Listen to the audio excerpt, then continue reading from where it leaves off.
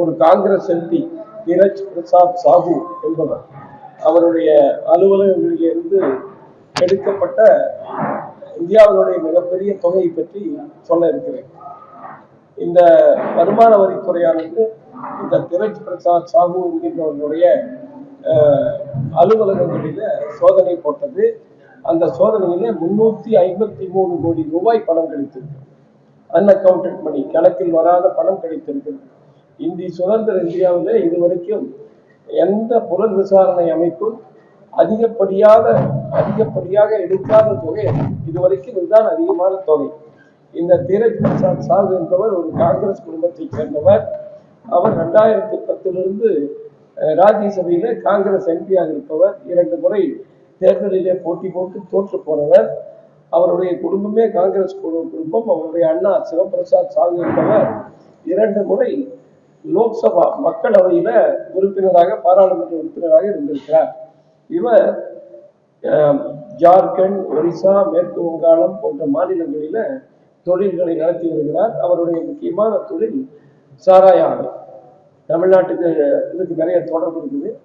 சாராய ஆலை, அதுல குறிப்பா ஒரிசா மாநிலத்துல இருக்கக்கூடிய 20 மாவட்டங்களில 18 மாவட்டங்களில் அவருடைய சாராய ஆலையானது செயல்பட்டு கொண்டு இருக்கிறது. இப்படிப்பட்ட நபர் இவர் வருமான வரித்துறையில கணக்கு காட்டியிருக்கிறது ஒரு 20-24 கோடி தான் காட்டியிருக்காரு. கடந்த எலெக்ஷன் அபிடவிட்ல அவர் குறிப்பிட்டிருக்கிறது அவ்வளவுதான். சொத்து 20-24 கோடி, வருமானம் 1 கோடி என்றுதான் அவர் காட்டியிருக்கிறார்.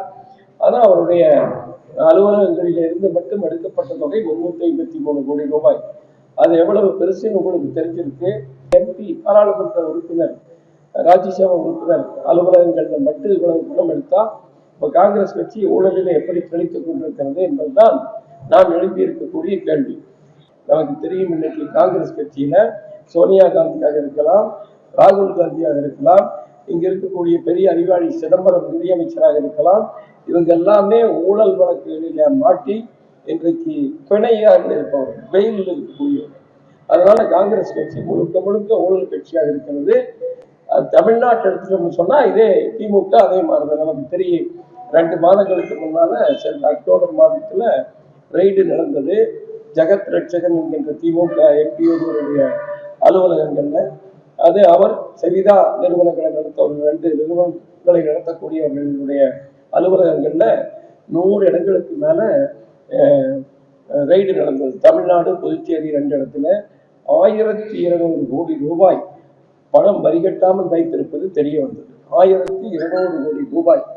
அதுல எவ்வளவு நாம கணக்கு போட்டு பார்த்தோம்னா 300 கோடி ரூபாய் ஃபீஸ் வாங்கணும். மட்டும் அவர் பெரிய கல்வியாளர், நமக்கெல்லாம் தெரியும், கல்வியாளர். அவரும் சாராயம் நிறுவனங்களை நடத்தி வருகிறார், மருத்துவமனைகளை நடத்தி வருகிறார். அதே மாதிரி தீரஜ் பிரசாத் சாஹூ இருக்கார். அவர் ஹோட்டல் நடத்திட்டு வர்றாரு, ரியல் எஸ்டேட் பண்றாரு, மற்றபடி லிக்வர் பிசினஸ் பண்றாரு, எல்லாம் பண்ணக்கூடியவங்க. இவர் நம்முடைய ஜெகத் ரட்சகன் இவருடைய இடத்துல மட்டும் 300 கோடி ரூபாய்க்கு ஃபீஸ் வாங்குறது, மாணவர்களிடம் மடுத்து கட்டணம் வாங்கியது ஏமாற்றப்பட்டிருக்கிறது. 500 கோடி ரூபாய்க்கு தப்பு கணக்கு எழுதியிருக்கிறார்கள். 25 கோடி ரூபாய்க்கு ஸ்காலர்ஷிப்ல மாணவர்களுக்கு கொடுக்கக்கூடிய உதவித்தொகையில ஃப்ராடு பண்ணியிருக்கிறாங்க. ஒரு 400 கோடி ரூபாய் தங்களுடைய ட்ரஸ்ட்ல இருந்து சொந்த நிறுவனங்களுக்கு, சொந்த செலவுகளுக்கு டிரான்ஸ்பர் பண்ணிக்கிறாங்க பணத்தை. 1200 கோடி ரூபாய். அவர் வீட்டிலிருந்து எடுக்கப்பட்ட பணம் 32 கோடி ரூபாய். நகைகளினுடைய மதிப்பு 28 கோடி ரூபாய், மொத்தம் 60 கோடி. ஆக இதெல்லாம் ஒவ்வொரு உதாரணங்கள் தான். அவர் தீரஜ் சாஹூ எப்படி காங்கிரஸுக்கு உதாரணமோ அதே மாதிரி ஜெகத் ரட்சகன் திமுகவுக்கு உதாரணம். இவர்கள் கட்சியே ஊழல்களை வைத்து நடத்தி கொண்டிருக்கிறது. ஆக இந்த 2 கட்சி கூட்டணி என்பது ஊழல் கூட்டணி. அந்த இந்தி கூட்டணிங்கிறதே ஊழல் கூட்டணி, குடும்ப கட்சிகளிலே.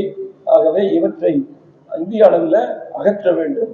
இந்த திமுக காங்கிரஸ் கூட்டணியை தமிழ்நாட்டிலிருந்து அகற்ற வேண்டும் என்பதற்காகத்தான் நம்முடைய பாரதிய ஜனதா கட்சியானது பணியாற்றி கொண்டு வருகிறது.